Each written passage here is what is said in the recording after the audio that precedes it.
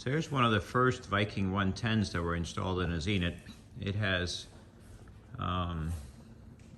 pretty much all the original, other than the few updates that have been available for this engine. It's got over 500 hours now, and it's a new owner of the airplane, and they want a little more power for carrying more load. And so we're going to be removing this 110 and then installing this 150 horsepower engine sitting right behind it or in front of it. So let's get started removing. In fact, this engine looks like it's really good shape. Whoever installed this, Mr. Baker, I believe, did a great job.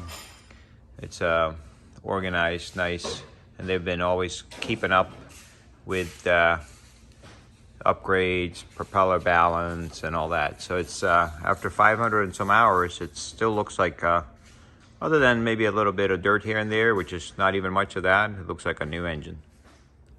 Now we're going to start by moving the sensors from this engine, like the oil temperature, oil pressure, coolant temperature, and fuel transducer, things like that. We're going to move those over to the new installation, or onto the new engine. Okay, so this will also help the new owner of this engine, because somebody's buying this whole engine and putting it in the airplane. So we removed the coolant temp and plugged it. So for the new owner, you're going to remove the plug and put your coolant temp in. And that reminds me to tell everybody that, you know, we get this question all the time. Is our engine compatible with the Dynon? Is our engine compatible with the Garmin or whatever? And all it comes down to is, yes, you just get the Garmin sensors or the Dynon sensors or whatever sensors are provided by the company that your avionics is coming from. Okay, so normally we don't even bother with oil temp on this 150 engine. We just use the pressure, but there is a port available right above the alternator. Remove the original plug, and then the Japanese pipe thread or automotive is a little bit shallow, so we're taking grease and putting it on our 1/8 inch pipe tap, and then just, you know, make a couple of turns until we have about a 1/4 inch left of thread sticking out, and then we'll clean that up, vacuum it out, and all that. And the grease on the tap also helps catch any kind of debris. And we're going to put our oil temperature sensor in there.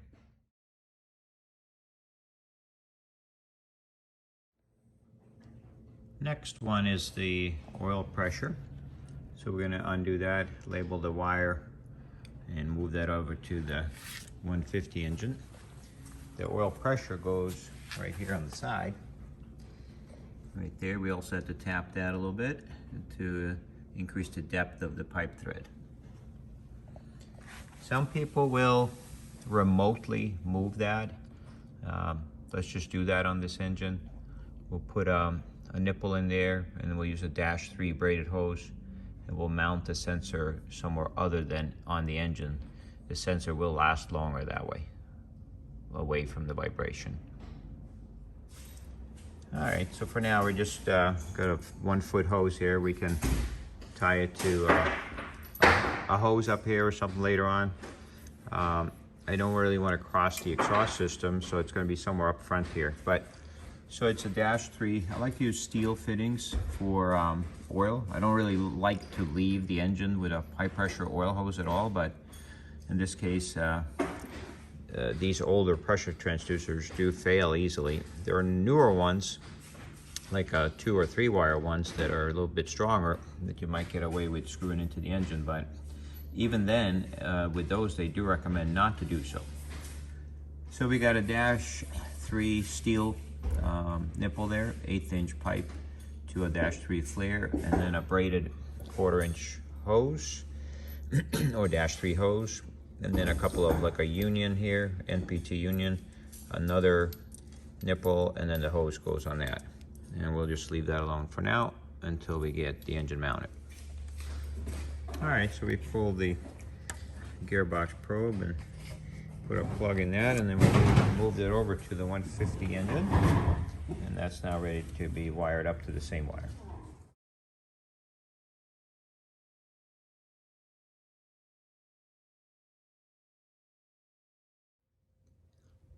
Okay, so today we got everything off the firewall, and we got a couple of little things we need to fix.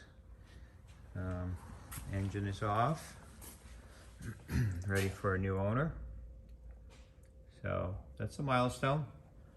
Continue on putting the new engine on, and it's been sitting over here waiting. And there's an engine mount for it, so that'll be step number 34. All right, so we got it on. Need to tighten up some nuts, and then we can hang the engine. All right, it's been a long day, hasn't it, Ryder? He says yes. Oh yeah, definitely. Time for bed. But we got all this done. We got the old one off, the 110, and we got the new one, the 150 on. So what we did in order to do that was we hoisted up the engine. First we added the engine mount to the airframe.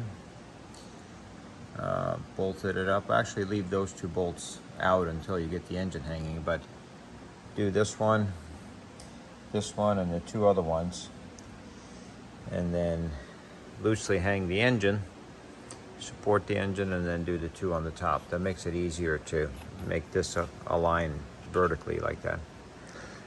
But got some hoses put in already for the heater. I'll probably reuse the bottle from the last one. Got a little bit of work to do on some 6-year-old wiring here.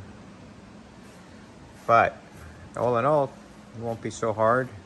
Then we'll put the intake on, the propeller on, and test it all out.